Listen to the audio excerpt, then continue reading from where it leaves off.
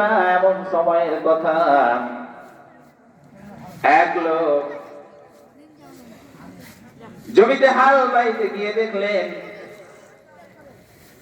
একটা কাঁচের একটা বস্তু পেলেন। কাঁচের বস্তু পাওয়ার পর পিছন দিকে প্রলেপ দেওয়া ছিল। ওই ব্যক্তি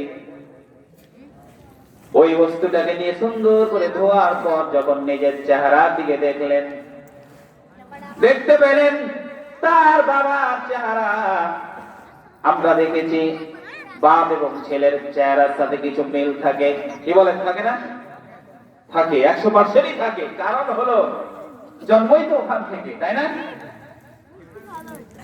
এই লোক বললেন, বাবা তুমি মরে যাওয়ার পর কিভাবে কিভাবে হালের হয়ে এসে তুমি লুকিয়ে গেছো, তোমাকে আর এখানে থাকতে দেওয়া হবে না।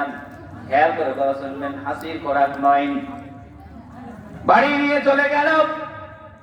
বাড়ি যাওয়ার পর ট্রাঙ্কের তালা খুলে ট্রাঙ্কের ভিতরে ভরে দিলেন। আবার যখন হাল বাইতে যাওয়ার জন্য বের হতেন, একবার করে দেখতেন, আসতেন, দেখতেন স্ত্রী মনে মনে চিন্তা করলেন, বাবারে কি বা পেল, আমার সাথে তো আর কথাই বলে না। তিনি চিন্তা করলেন ব্যাপারটা কি, যেভাবে হোক আমি উদ্ঘাটন করব এই বিষয়টা কি। তিনি যেভাবেই হোক চাবির সন্ধান পেয়ে গেলেন।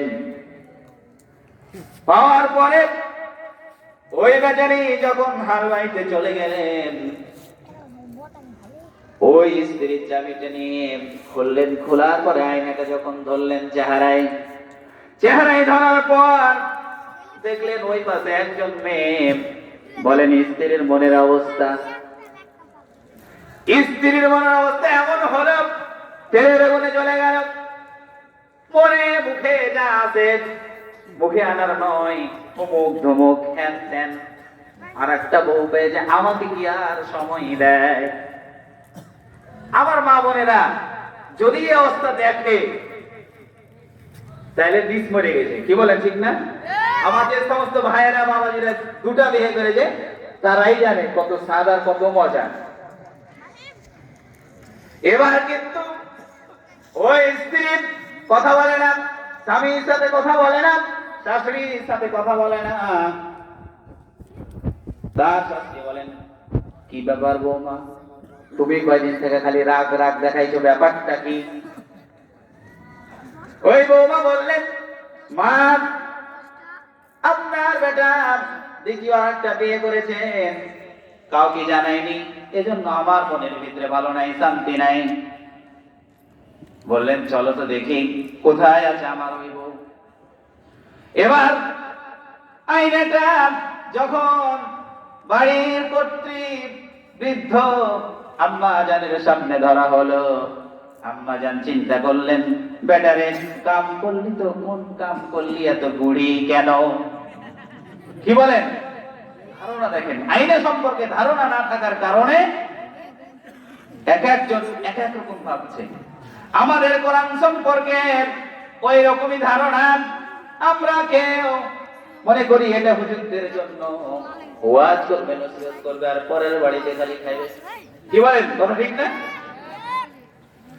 আর কোন ভাইয়েরা আমরা মনে করি এই কোরআনটা হলো তাবিজ করার জন্য, গলায় ঝুলিয়ে ঝুলিয়ে নিয়ে বেড়াবে। আর কেউ মনে করি কোরআন শুধু মসজিদে থাকবে, নামাজ পড়াইবে, আর ইমাম সাহেবই ওটা ধরবে, কি বলেন, ঠিক কিনা?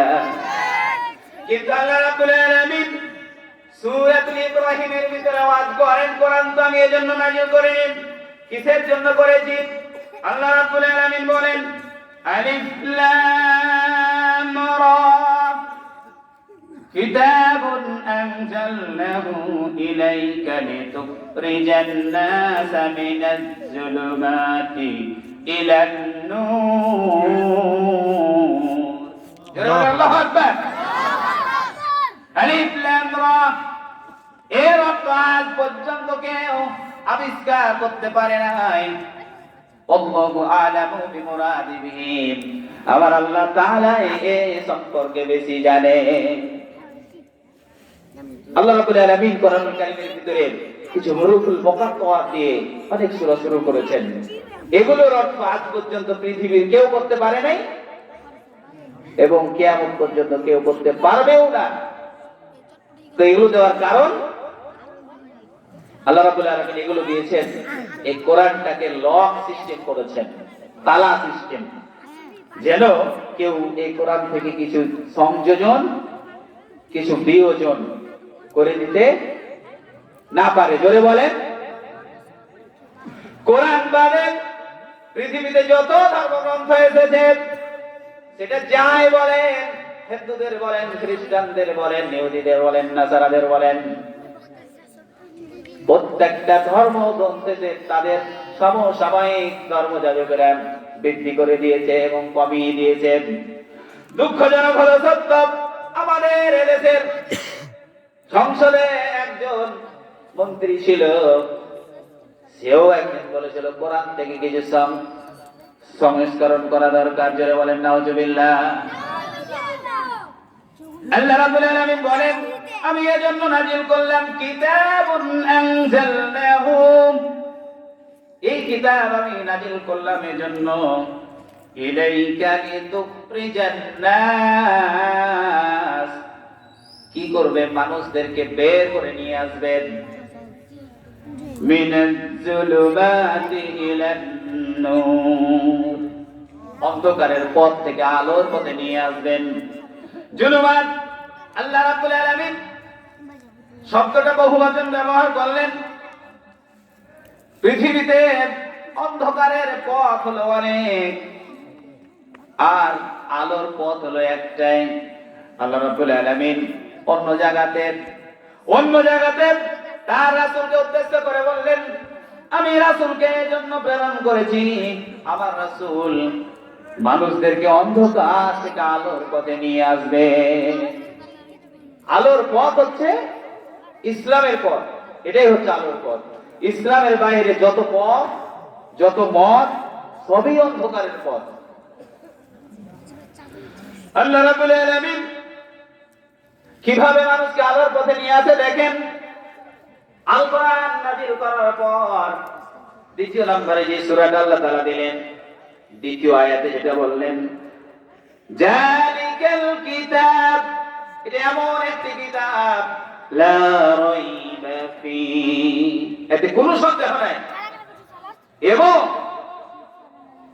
এতে কোনো ভুল নাই, মিথ্যা নাই, কিছুই নাই।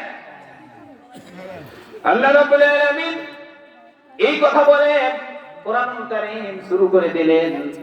আর পৃথিবীর যত বই দেখবেন আপনারা, প্রত্যেকটা বইয়ের শেষ পৃষ্ঠায় দেখবেন আসল বুঝার যে ভাইরা আমার, বাবাজিরা আমার, পাঠক কিন্তু আমার বইয়ে যদি কোনো ভুল পান, অনুগ্রহপূর্বক ভুল ধরিয়ে দিবেন, আমি পরবর্তীতে সংশোধন করার চেষ্টা করব। আল্লাহ রাব্বুল আলামিন চ্যালেঞ্জ দিয়ে কিতাব মানুষকে দিলেন। কিছু মানুষ আরবি বেশি শিক্ষিত হওয়ার কারণে, পণ্ডিত হওয়ার কারণে কোরআন নিয়ে গবেষণা শুরু করে দিলেন। গবেষণা শুরু করতে করতে এক সময় দেখলেন মানুষকে আল্লাহ রাব্বুল আলামিন সৃষ্টি করলেন মাটি থেকে। মানুষকে মাটি থেকে সৃষ্টি করলেন, এই কথা যখন পড়লেন তখন ওই ব্যক্তির মানুষ নিয়ে গবেষণা শুরু করলেন আর মাটি নিয়ে গবেষণা শুরু করে দিলেন। গবেষণা করতে করতে দেখলেন মাটিতে যে 10টি উপাদান, আল্লাহ রাব্বুল আলামিন মানুষের শরীরেও 10টি উপাদান দিয়েছেন। যারা বলেন সুবহানাল্লাহ। আবার আল্লাহ রাব্বুল আলামিন সূরাতুল মুলকের ভিতরে বলেন, দুনিয়ার মানুষ, তোমার চেহারা তাম পৃথিবীর দিকে ঘুরায় দেখো, আমার সৃষ্টি নৈপুণ্যতার ভিতরে কোনো ভুল পাও কিনা। একটু জিকির করেন, সুবহানাল্লাহ, আলহামদুলিল্লাহ, লা ইলাহা ইল্লাল্লাহ, জোরে লা ইলাহা ইল্লাল্লাহ, লা ইলাহা হায়াতের মালিক যেই আল্লাহ, মৌতের মালিক সেই আল্লাহ। লা ইলাহা, লা ইলাহা।